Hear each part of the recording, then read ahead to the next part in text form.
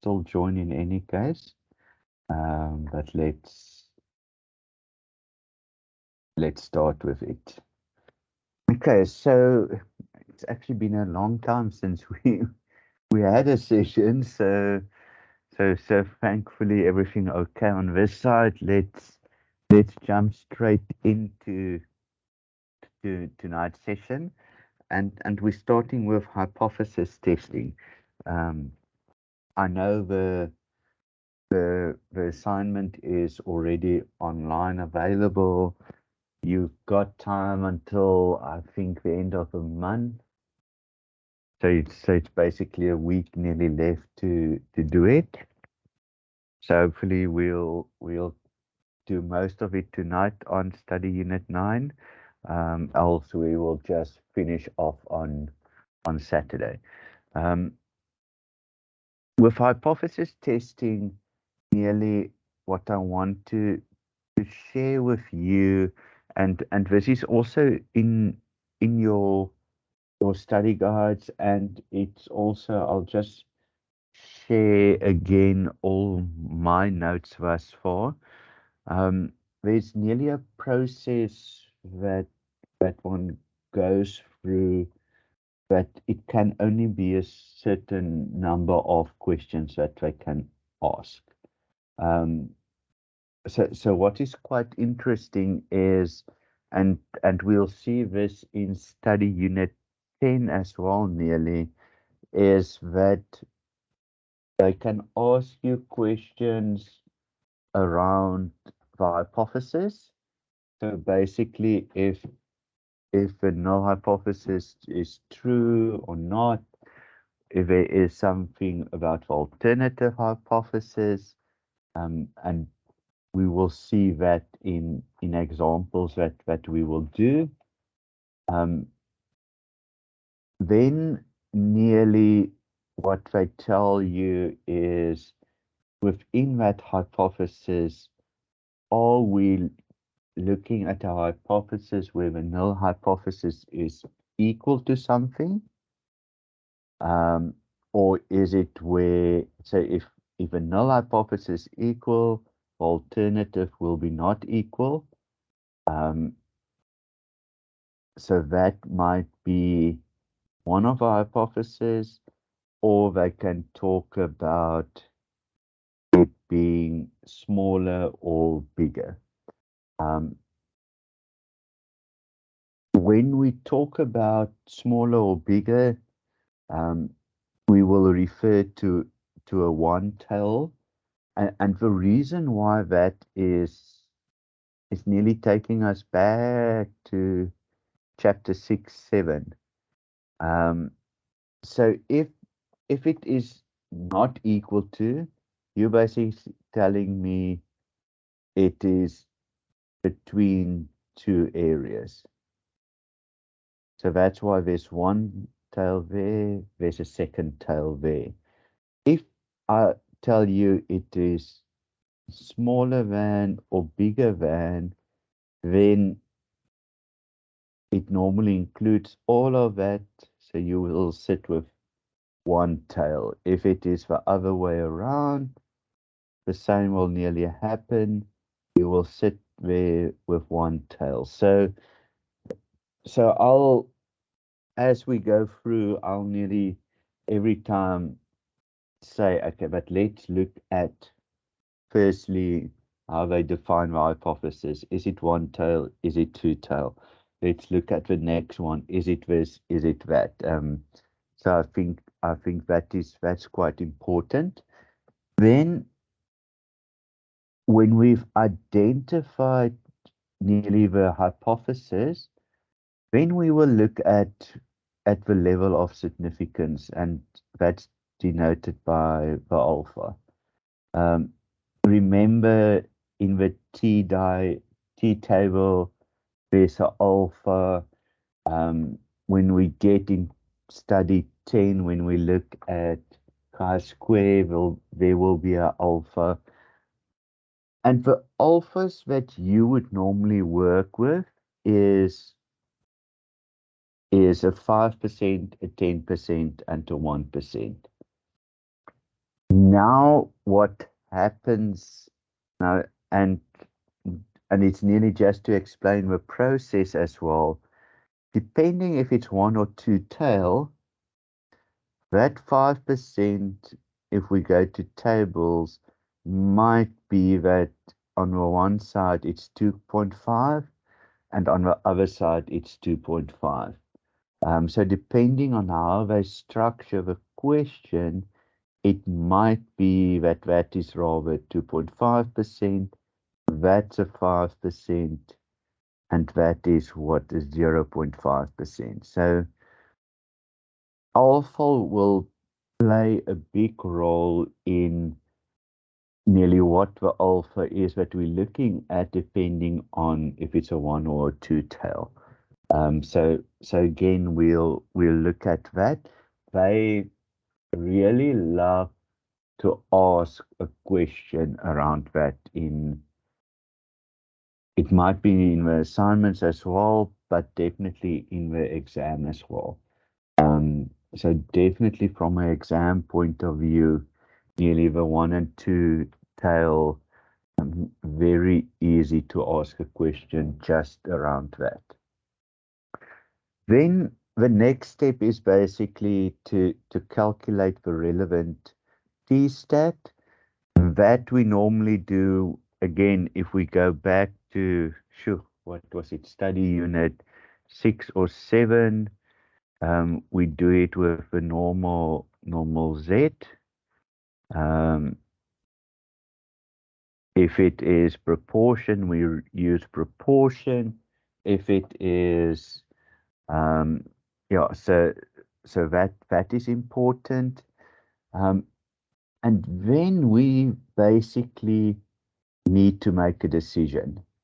So that decision, basically what we're making, and again, we'll see in some of the examples, they can phrase that question very differently. And if it's not in here, I will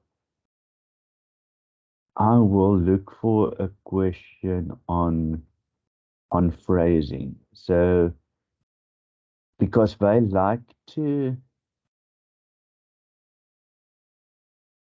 I just want to say on step 5, but I'll look for you guys on that. I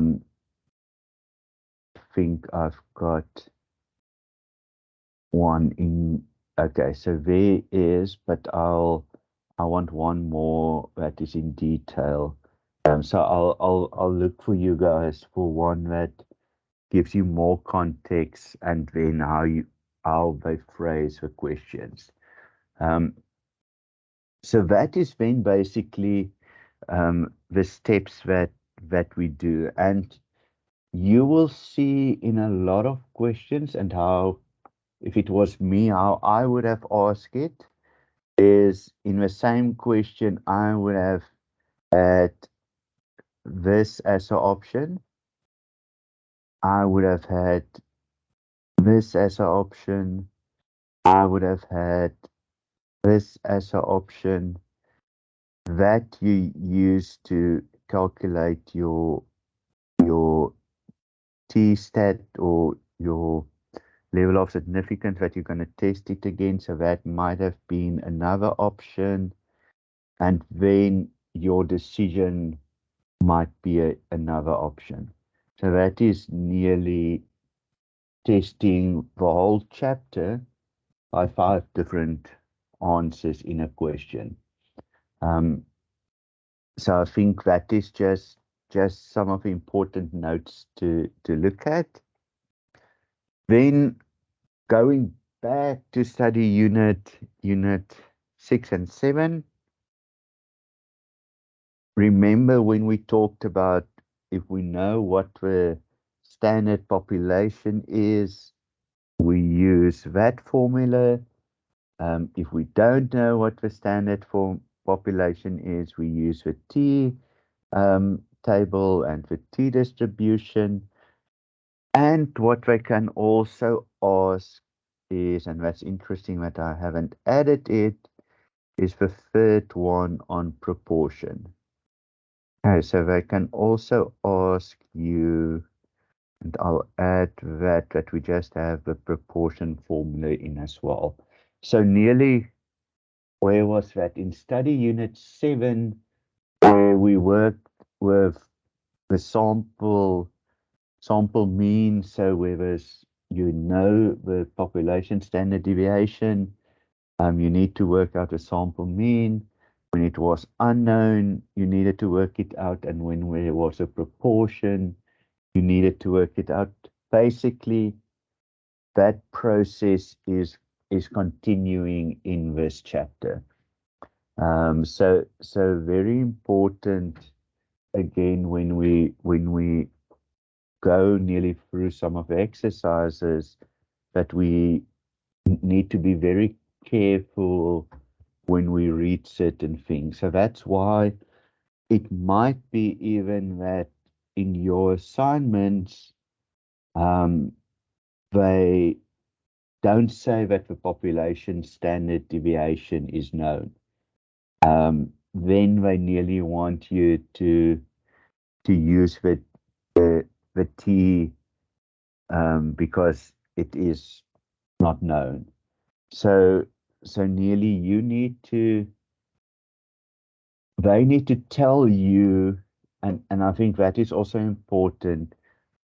They need to tell you. If they don't tell you the population standard deviation is known, or you know what the population standard deviation is, or population standard deviation is equal to this, then you're working with a sample.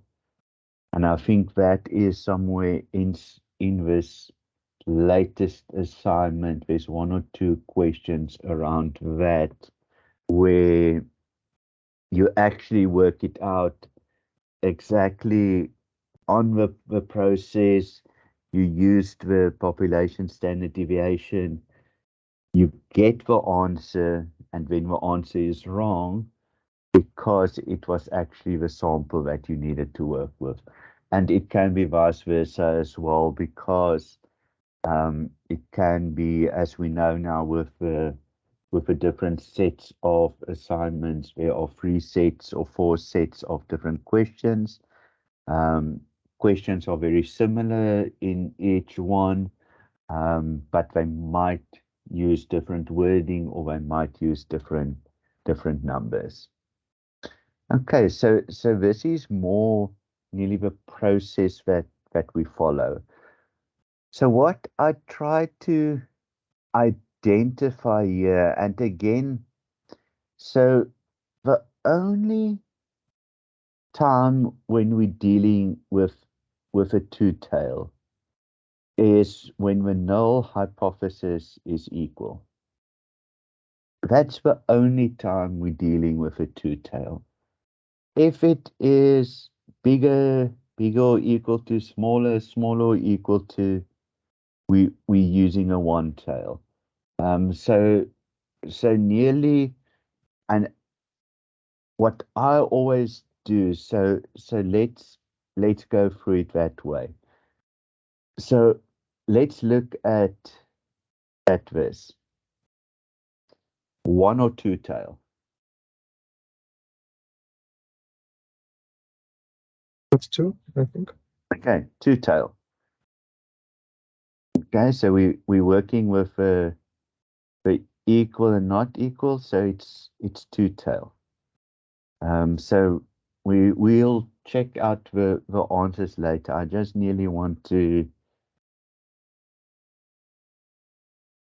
Okay, so there's the null hypothesis against the alternative, one or two tail. Gonna be two. Okay, so there's the equal, not equal, so this is two tail.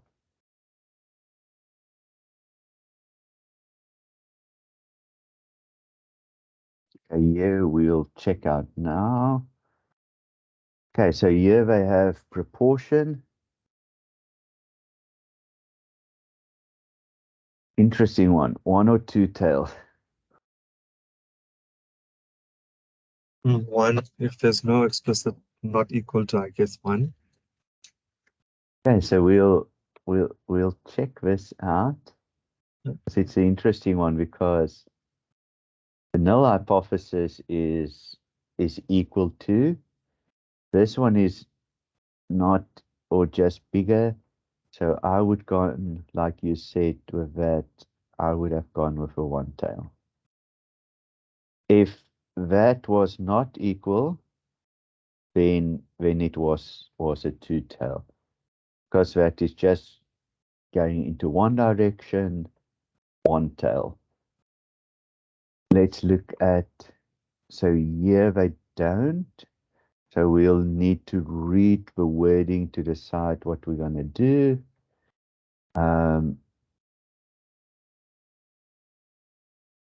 Just for, it's not even part of the information, but one or two tail. Looks like a one, similar to the previous one. Okay. Also one, because it's just one going into one direction. It is bigger than. Okay, so that nearly is to the point of first finding out if it's a one or a two tail, because that will influence your nearly how you will look at your alpha. But, and this is again, let me quickly, the beauty of having a open book exam and having some measures to your, or means that you are allowed to have. Ooh, where is my, I just want to show you in your textbook or in your study guide.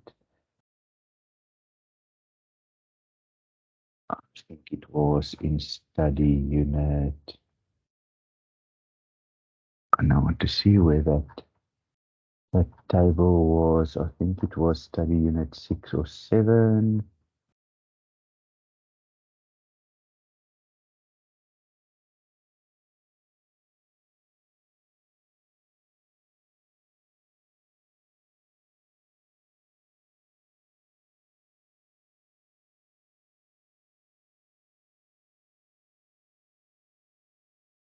Hopefully I find it quickly. It had for one tail, two tail, and for alphas in it.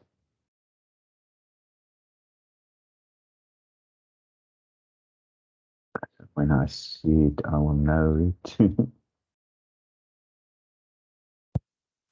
one was it?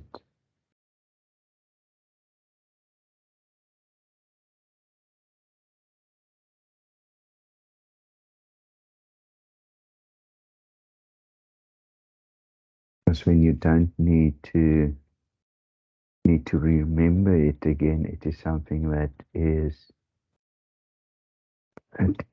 there. So let's think, can I, I'm wondering if I can, let's see. Let's see, how are we gonna say? See if it picks up two tail.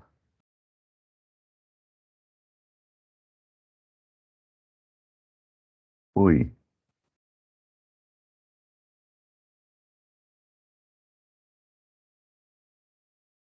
So, okay, so this basically, and it's in your study guide, page 8, chapter 8. So it's the previous chapter, page 158. So page 158. So I think this is a good one to have. You can see I've from a previous, I've drawn it in there, but there it is. So, and we will, as we go through the exercises, we can copy it in, that we have it. It just makes it easier for you also when we look at it. what we're going to do. So it was in chapter 8, page 158 in the study guide. Okay, so and you can see, so what will happen in the assignment and in the exam is they can give you the one tail or two, or sorry, the one tail or two tail. But the numbers, if you the higher you go, is very close to one another. So it can be that again you get in the assignment a 99% confidence interval. It was a one tail that you needed to work out. You worked out a two tail. The answer, trust me, will be one of the options that you will pick, and it will be marked wrong. And it's nearly like, but why? How can it be wrong? And it's basically just because it was a two tail instead of a one tail, or again, vice versa. So I think what's very important from this chapter is nearly you guys have been doing now how to work out Z from chapter 6 nearly. So to work out Z is not a problem anymore. To look at the tables is fine, but now it's that extra dynamic that comes in is to decide if it's a one tail or two tail. That one tail or two tail does influence the alpha. And that's why I nearly said if you look at this, your alpha for a one tail is 1%, but for a two tail it's 0.5. So we just need to be very careful when we look at these things. Okay, so one other thing that we will nearly look at is and why I have also written this. It's not nearly anywhere in the book, but it's nearly a process again that I like to follow. So you identify if it's a one or two tail. You identify the test. So is it the Z? Is it the T? Or is it the Z with the proportion? The critical value we'll be able to read off this table unless it is a T, then we need to go to the T table. And then what I can also ask you is around the P value. And then nearly if you're gonna reject, accept, they can say accept H0 or they can say reject H1. So that's why I made the note of I nearly want to give you a question where it is all about 5 statements of nearly looking at the same thing, but they use the words just a bit differently. Because again, that is nearly how they try to catch you out is by saying, I'm rejecting H0 and accepting H1 or things like that. So I'll definitely add something in here for you on that. Okay, so let's look at the first example. So now let's follow that process. We've identified it's a two tail. So if it's a two tail, we work with an alpha that is 0.01. So if I'm working with an alpha that is 0,01, where will I look on this table to find my critical value? Row 1, column 1. Okay. So we know it's two-tail. How we can look at that alpha is to say 1 minus 0,01 to get to that level. So that is for 99%.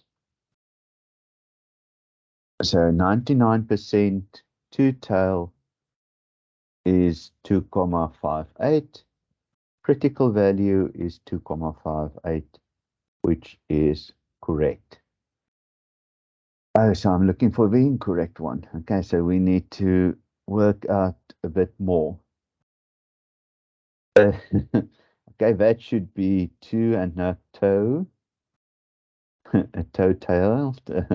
So we've identified two tail, so spot on. It is two tail.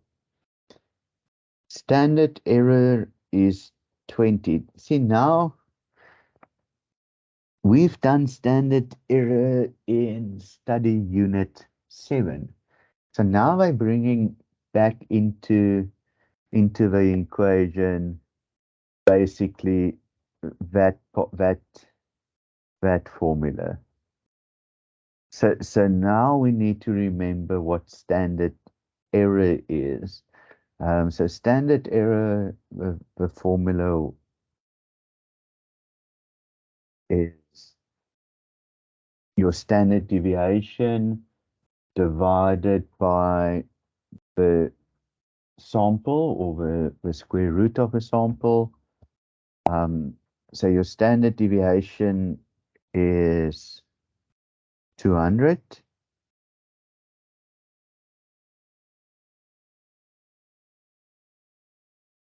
Your n is 100, but if we take the square root of that, it is 200 divided by 10.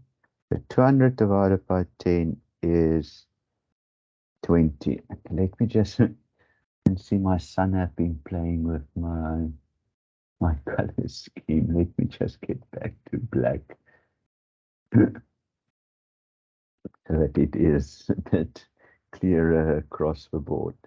Okay, so the standard error is 20, which is correct. Okay, test statistic.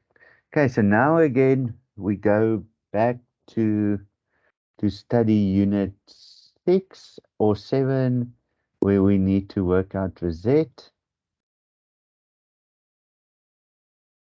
So that's why it nearly feels like a lot of the work in hypothesis testing we've done in previous chapters.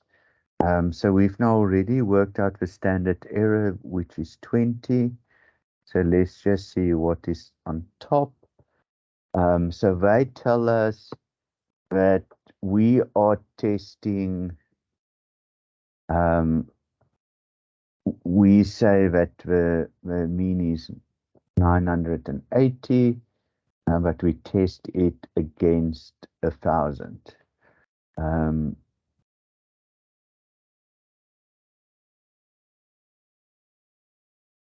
So 980 minus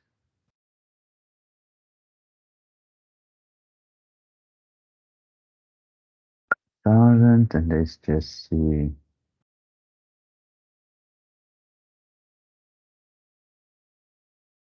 So that is, what is it, minus 20 over 20, if my math is correct, which is equal to -1. Okay, they say minus 0,1. Okay, so let me just check. That is 20. Okay, so that is the incorrect one, because it should have been -1 instead of minus 0.1. Okay, but so this is out of study unit 7. This is out of study unit 7. The only thing that is new nearly is how you need to make a decision about the one or two tail. So we already have that, but let's just then see, do I accept or do I reject? So reject H0 when the p-value is less than. Okay, so how I normally like to do it is, and you can look at it from this way as well, is here's my critical value of 2.58. Here is my t-stat that I calculated, which was -1. So -1 is definitely smaller than the 2.58. So anything that is lying towards this side of the a critical value, I'm going to reject the null hypothesis.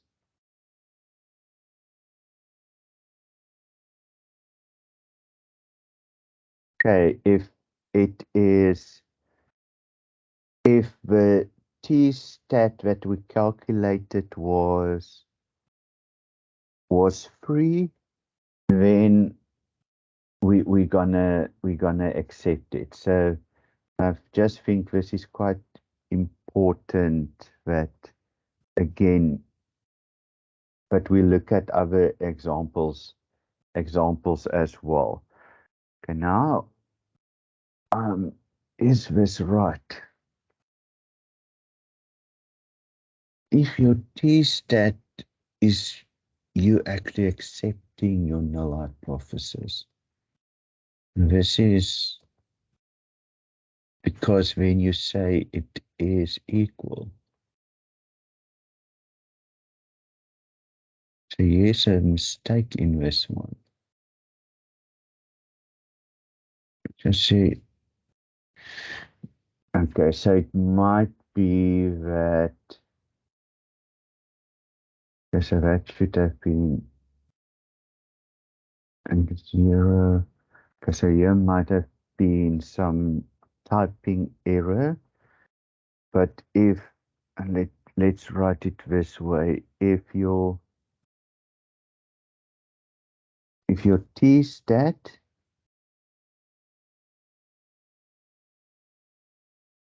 is smaller than your critical value,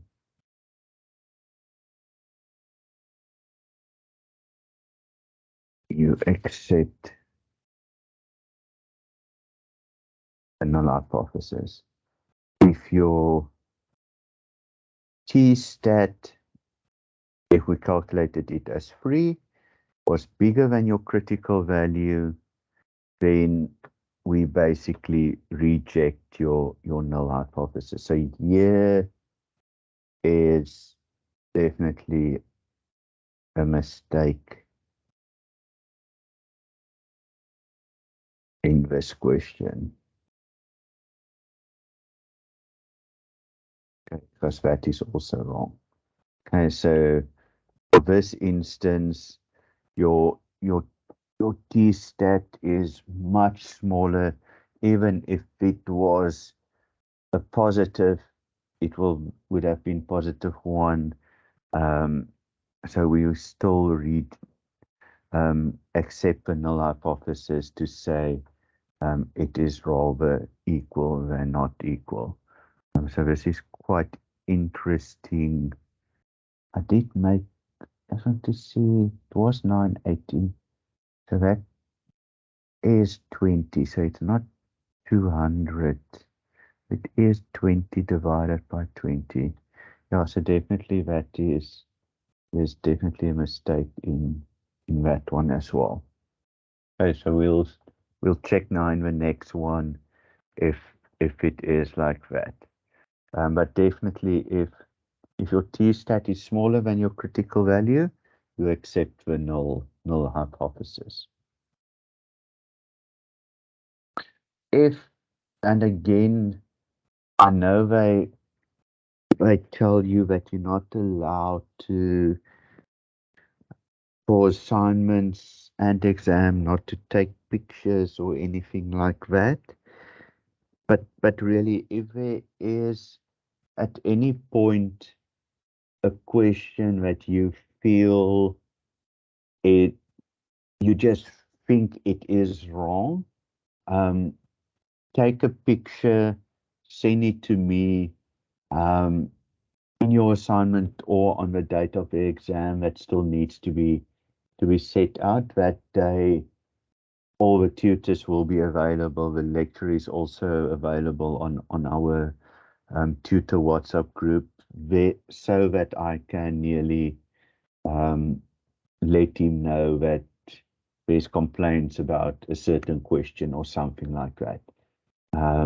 Just that afterwards, it might be that they've missed a mistake or something like that, or with the different types of papers that they set up, that they miss something and it slips through.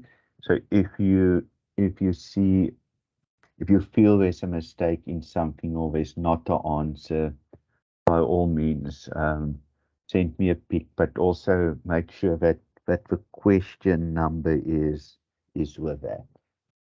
Because then I can just ask the lecturer, okay, there's questions around question 12 or something like that. Even in your assignments now as well.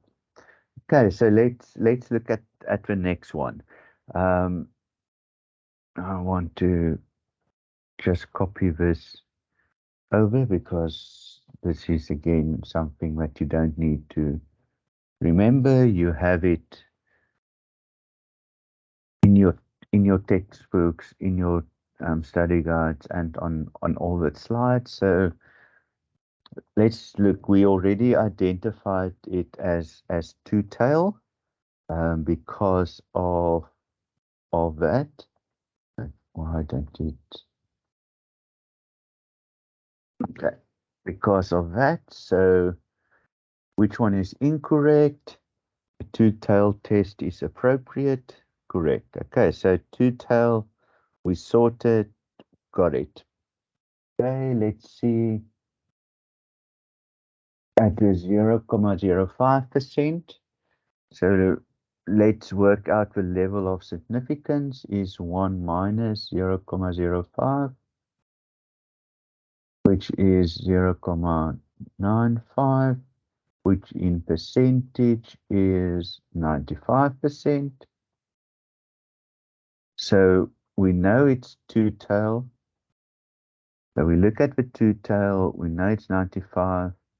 So we know that the critical value that we're working with is 1.96. Okay, and we can say that is correct. So unfortunately, we will need to continue to the next question or the next option. Okay, so now we need to work out the t-stat again. So normal process, as we did in all the previous chapters. Again, now we didn't work out the standard error for anything. So unfortunately, now we need to go through the whole process. X is 458. We're testing if that is different from 450. So at the top, that will nearly be 8. Standard deviation, they need to tell us standard deviation 20.5. Just hope that this now doesn't become a weird kind of decimal issue. sample of 35. Oof. Yeah, this feels like this is going to become a problem, but let's just see. 20.5 divided by the square root of 35. So I get 3,4651. Now it's going to be interesting to see how far they want to round it off. They said 2, so let's see. So 8 divided by that, it is 2,31. Okay, so we have the same for the t-stat. Okay, so again, nearly the process. We first identified that it's a two-tail. Then we worked out the critical value because we know what the level of significance is. Then we go to the t statistic. So before we look at those two, let's remember what did we say. So if your t-stat is smaller, if your t-stat is smaller than your critical value,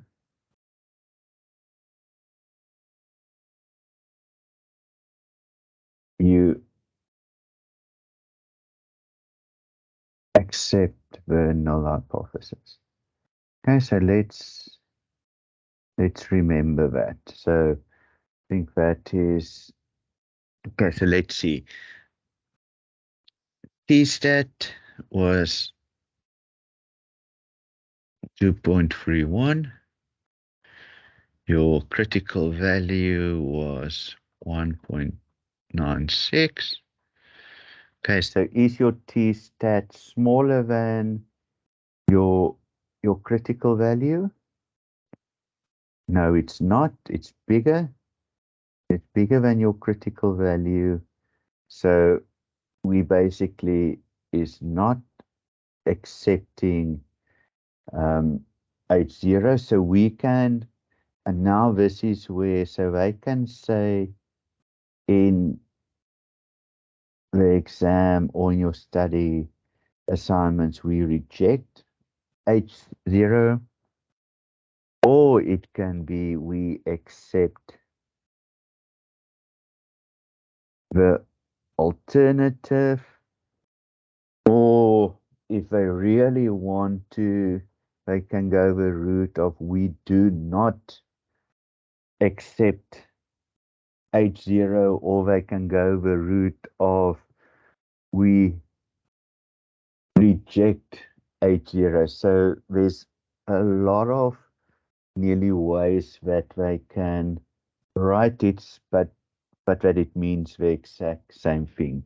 So if you reject the null hypothesis, you basically accept the alternative. Okay, so we know now it was rejected. So that one is also correct because it says we will reject the null hypothesis. Okay, to work out the p-value. So how to work out the p-value is that we need to use the t-stat. So now again, going back to study unit 6 and 7, going back to the table. So we know it was a two-tail. We know it was, let's quickly see if it was population standard deviation was known.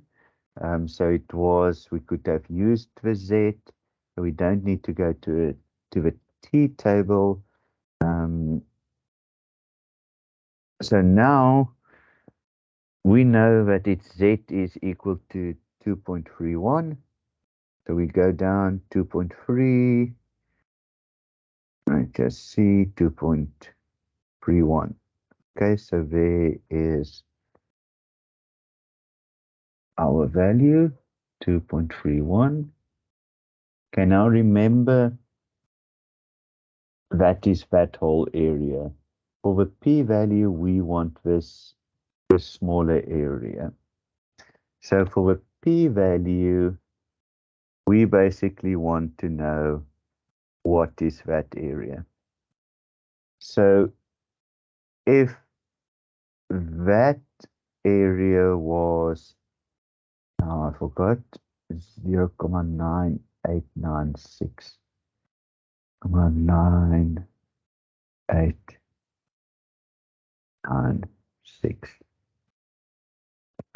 Okay, so that area then is 1 minus 0.9896.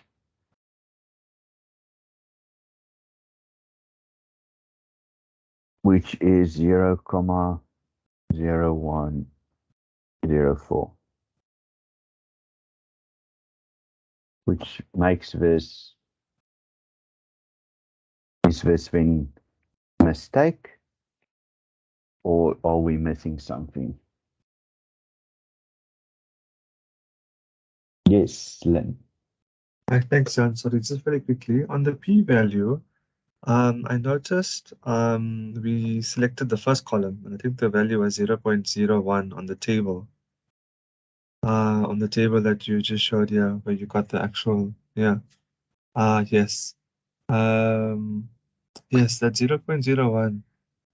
What is the reasoning behind taking the 0.01 again? Okay, so Yeah. so basically it is with the, so the 2.3 is going down with 2.3. Sure. And then the 0.1 is basically the second number. So look at it as a 2.30 that we're doing down, Okay. and 0.01 doing it across, Okay. so that we get to the Okay. 2.31.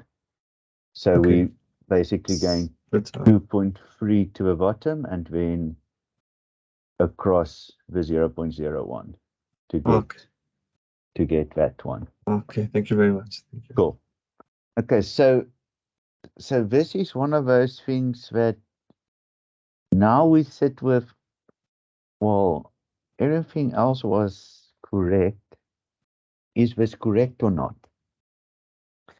So if you look at this, what I've now drawn here, do you see a one tail or a two tail? As I have colored that in. What do you see? Looks like 2, because you've got a not equal to and an equal to, as per the value, the first slide that you showed us. Okay, so all of this information tells me it's two tail. So But sorry. yes. So we have to minus 0.98 plus 1. Okay. To do it like that. Okay, so what I've done here is, so we know how to get that 0.98 with the 2.31. So that's spot on. So that is correct.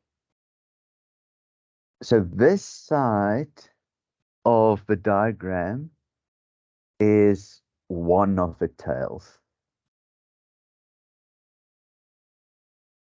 Remember in chapter 7, we said that your normal distribution is symmetrical. So on this side is your second tail with basically also a 0.0104. So if this was a one tail, that would have been correct. But it is a two tail. So we need to then say 0,0104 of this plus the 0,0104 of the other one, which will give us the 0,0208, which makes this incorrect. So I think that is nearly the most difficult part of, and we'll do it on Saturday again. I want to explain this process on Saturday again, because this is where it nearly becomes the most difficult part of a study unit.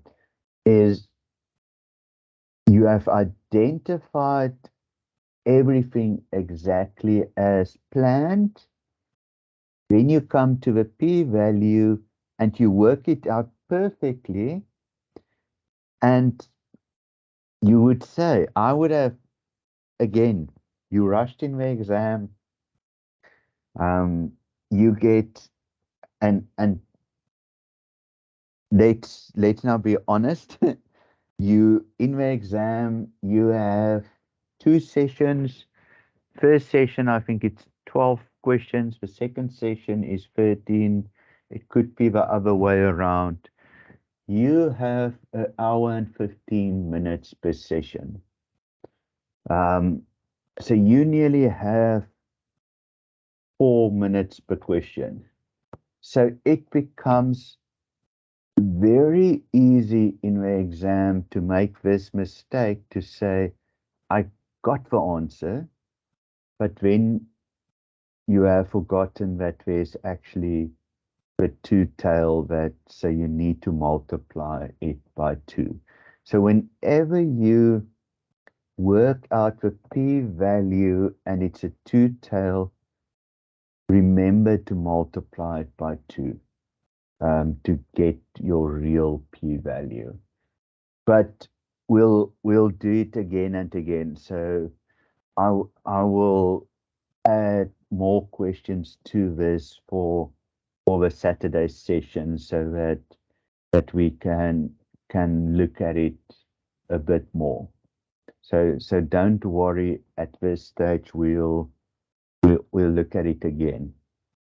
Okay, so this is a question that they like to ask. And the reason why they like to ask it is, we've now seen with null hypothesis and alternative hypothesis, is that it doesn't matter what you do. It's the first thing is, it's always looking at the mean. So it's always, you can check in all the questions, where did we start. So it is how they position it. So it's never, okay, so this is proportion, so that's also proportion. So there's a lot of proportion questions as well. So it is never X, okay, because you're going to test X against the mean. So it's never that. So this is nearly a question where they want to test if you understand the definition by using some numbers. Okay, so let's look at other things that they ask. Your null hypothesis is always equal. Okay, so again, let's look at it. Null hypothesis equal. Null hypothesis equal. Null hypothesis equal. Null hypothesis equal. Null hypothesis equal. So because we are always testing if the assumption is correct or not. So your null hypothesis are always the equal sign. Okay, so again, let's look at null hypothesis, not equal to, can't be. Null hypothesis equal, okay, so that can be. Null hypothesis not equal, can't be. Okay, so now we're sitting with two options instead of sitting with 5 options. So just by merely looking at it, what it can and cannot be, we have eliminated 3 options. So now if you pressed for time, much easier to guess between 2 than guess between 5. Okay, so let's look at what they say. A professor of statistics refuses the claim that the average student spends 3 hours studying for the exam. Which one of the following hypotheses is used to test the claim? Okay, so if he says he refuses the claim, what does that mean? Not equal to that value. Awesome, not equal to. So he doesn't say that students are spending more than 3 hours or less than 3 hours. He's just saying students are not spending 3 hours. So it is the not equal. Okay, so then that makes option 2 the right one. If he said a professor of statistics claims that the average student spends less than 3 hours on studying for the exam, it would have been this one. If he said he thinks it is more, then it would have needed to be that the alternative hypothesis would have been needed to be the, let's just do it like that. Alternative hypothesis needed to be bigger than 3. So again, just in what the wording is can also assist you. So the other way one could have done this is to say, well, professor refuses the claim that the average students. So you could have said, okay, but wait, that tells me that the null or the alternative hypothesis needs to be not equal to 3. And then you could have said, okay, let's see, not equal to 3, not that, not that, not that, not equal to 3, but it needs to be me and not that one. So it might have been an easier way to use the null or alternative hypothesis to also get to that answer. So again, just some tips for you guys on how to look at certain things. But what we still need to do is we need to, and now that I see it, I've only got proportion in here, so I need to, for you guys, I need to make it a t distribution as well. So this is just my notes, so that for Saturday we are prepared, that I prepare a bit more for you as well. Okay, questions for tonight. Otherwise, we will just continue on Saturday morning again, just to make it to finish this up, so that you still have enough time to do a second and maybe a third attempt as well.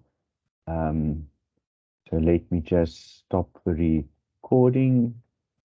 Any questions for tonight? Yes, sir, just a quick